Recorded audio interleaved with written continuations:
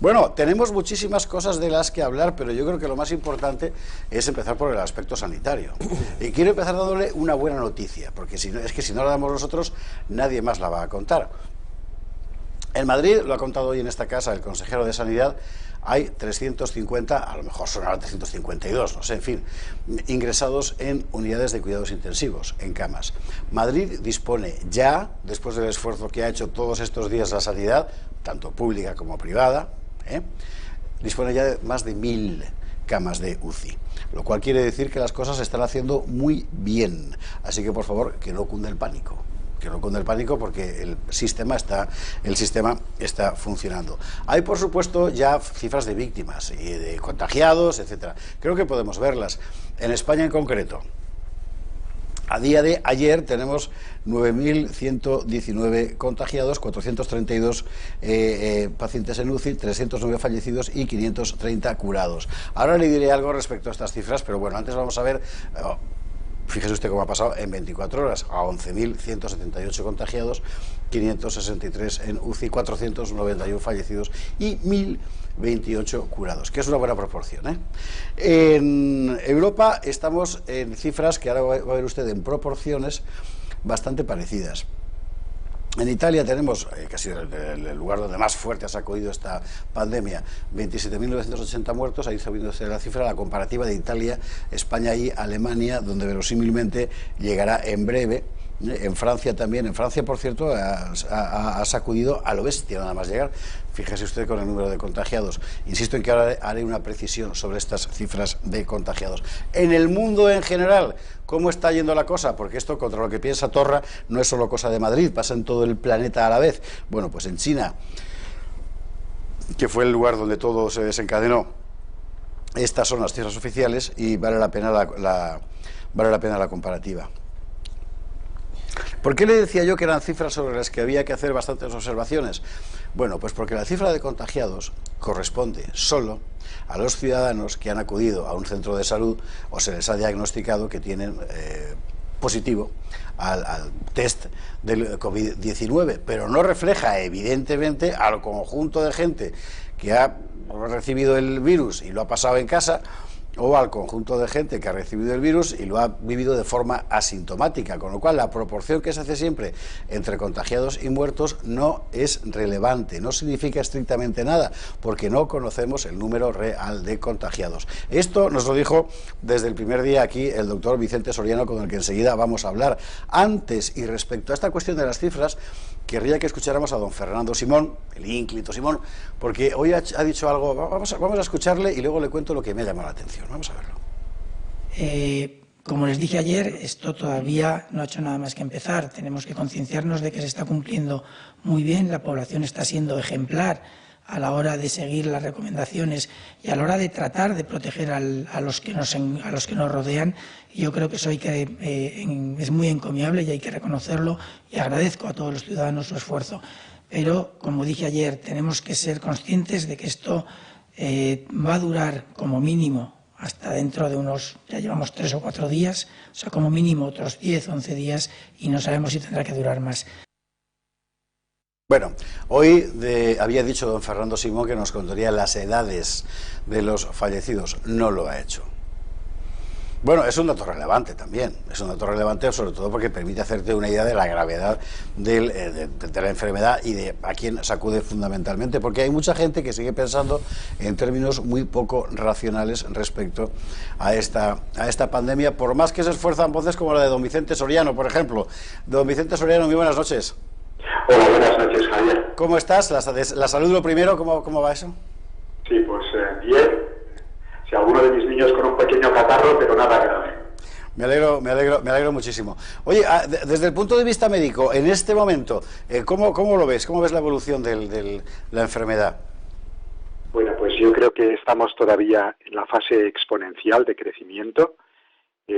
Los datos que has comentado, pues de que casi llegamos a los 200.000 casos en el mundo, con 8.000 muertos, y en Europa lo que vemos es que estamos en la fase de subida todavía, aquí en España con 11.400 casos y 510 muertos. La verdad es que todavía nos queda unas 2 semanas emocionales en las que veremos en la televisión, nos comentarás cifras que que dan un poco de pavor. A la vez, hoy han salido dos cosas importantes. Una es un estudio en la revista Science, en la que se hace una evaluación de los casos en China y de la expansión de la epidemia en China, y lo que viene a decir el artículo es que el 86% de los contagios probablemente no se han detectado, han pasado desapercibidos, y que muchos de ellos ha sido en gente asintomática o con muy pocos síntomas. Esto quiere decir que la bolsa que probablemente tenemos en Europa, que tenemos en España, es mucho más grande de los 11.400 confirmados que se nos comentan, ¿no? Y esto, la parte buena es que la proporción de gente todavía susceptible de infectarse es escasa, cada vez va a ser menor. O sea que el pico dentro de 2 semanas es una cosa bastante probable, y a partir de ahí se alcanzará una meseta y empezará a bajar. Esto incide en lo que yo comentaba antes de la irrelevancia ya de la cifra de contagios, puesto que al final son solo los registrados como tal en el sistema de salud, de algo que la mayor, muy buena parte de la gente, según tú dices, la mayor parte de la gente, sencillamente o no experimenta o lo pasa en casa y no entra en las estadísticas, claro. Sí, así es. La segunda noticia, igual te refieres a la secuenciación del genoma del virus en Valencia. No. A esa te preguntaré después. Sí, eso también es importante, también porque es un avance que ha ocurrido en nuestro país. Pero quizás la otra noticia pues ha salido en la revista Nature, y es la descripción del primer ensayo clínico con una vacuna en voluntarios en Estados Unidos. Entonces es muy importante porque se utiliza un antígeno recombinante de la envoltura del virus, y recuerda mucho la misma filosofía que se ha utilizado, por ejemplo, para la vacuna de la hepatitis B, Ajá, que tenemos desde hace más de 25 años y funciona muy bien. Si esto fuera así para el coronavirus, la verdad es que sería trascendental, porque probablemente es más importante disponer de una vacuna que de un antiviral, porque a fin de cuentas un antiviral contra un virus que produce síntomas en la mayoría de pacientes durante 3 a 7 días, lo máximo que lograría el antiviral sería acortar ese periodo de síntomas. Y en los pacientes que están gravemente afectados, reducir la posibilidad de que requirieran intensivos. Pero fuera de esos casos, lo importante sería cubrir a toda la población, claro, para que no se pudiera infectar. Claro, exactamente. Esas son dos noticias desde luego muy importantes. Y esta cuestión de la secuenciación del genoma, ¿qué te parece? Porque el primer resultado de esa investigación es que el virus ha mutado, ahora son 2.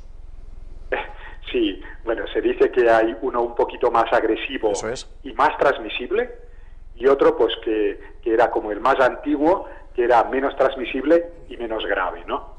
De todas maneras, al menos lo que yo conozco, es muy controvertido. Todavía no se puede decir con certeza que hay 2 variantes. Esto yo creo que es más que precipitado, y es un virus RNA, muta en la medida que replica, y lo que va a ocurrir es que se va a adaptar cada vez más, eso es lo previsible, al nuevo huésped, que es el ser humano. Un virus RNA, muta en la medida que replica. Si esto si yo lo he entendido bien, esto significa que como es un virus que actúa sobre el patrimonio genético, allá donde se instala, por así decir, adquiere una personalidad nueva que al salir hace que tenga esa, exagero, nueva personalidad. En términos muy de Caperucita Roja. Sí, no, Javier, yo creo que eso se aplica al VIH, que también es un virus RNA.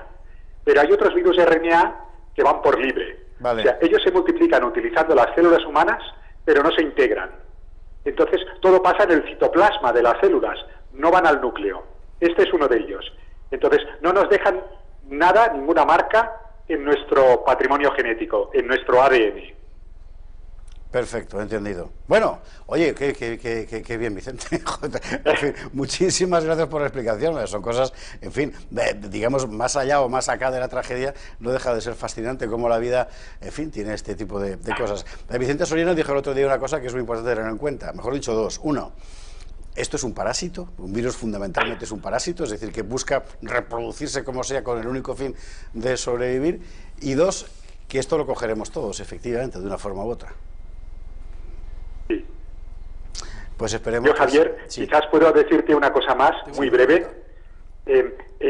También está circulando ahora en la literatura la información de que si las medidas de contención se aplican como se están aplicando en Norteamérica y en Europa Occidental, es muy probable que acabe la temporada, este pico de casos, en un mes, y quede un reservorio de gente no infectada, que lo que va a ocurrir es que va a ser la diana para el próximo invierno.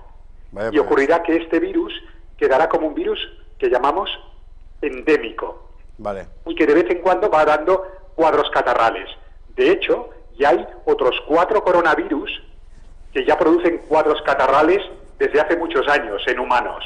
Este pasaría a ser el 5º. Bueno, en fin. Perdóname, Vicente, si tienes un minuto más, te querría hacer una pregunta tanto Teresa Gómez como Enrique Calvet, que están con nosotros. Sí. Enrique. Sí, buenas tardes, doctor, y muchas gracias. Buenas tardes. Una cosa que no... Que sí, desgraciadamente, achaco a falta de previsión. Parece ser que lo que se ha hecho bien en Corea y se está haciendo bien ahora en Véneto, tarde, es multiplicar los test y multiplicar la población testada, que permite aislar mejor todavía los focos. ¿Qué opina usted de eso? Porque aquí estamos destestando, quiere decir que ya prácticamente han abandonado la idea de testar a mucha gente, salvo que ya sea muy evidente. Pues mire, haciendo más test, como usted dice, se pueden identificar a más personas que están infectadas y tomar las medidas de aislamiento. Pero hay otro segundo efecto de hacer más test, que usted al identificar más gente sin síntomas, que de otra manera no les haría el test, aumenta el denominador. Y entonces, con el mismo número de muertos, divide por más cantidad de gente y le da una cifra más baja. Y eso es lo que está pasando o ha pasado en Corea y ahora en el Véneto. Entendido. Teresa, un minuto para la última pregunta. Una preguntita muy cortita. Buenas noches, doctor. Mira, quería preguntarle Buenas noches. qué consecuencias tiene el coronavirus para mujeres embarazadas, ya no simplemente para la mujer, sino también para ese bebé que van a hacer, porque creo que todavía no está muy clara cuáles son los efectos que esto provoca en un bebé que acaba de nacer con una madre que ha padecido coronavirus. Pues mire, como usted dice, como esto es muy reciente, la experiencia todavía es preliminar, pero es bastante uniforme el que casi toda la experiencia en mujeres embarazadas es buena. No hay evidencia de que haya lo que llamamos teratogenicidad, que es daño al feto, y la madre, durante el embarazo, la proporción que se ponen más graves no parece más alta. Bueno, es un buen dato. Vicente Soriano, muchísimas gracias por estar con nosotros esta noche, como siempre que te lo pedimos. Un abrazo muy fuerte. Gracias, buenas noches. Gracias, muy buenas noches al doctor Vicente Soriano, que es una eminencia, como usted sabe, en el estudio de enfermedades infecciosas, estudio y tratamiento. En fin, empezó con el SIDA y a partir de ahí lo sabe todo.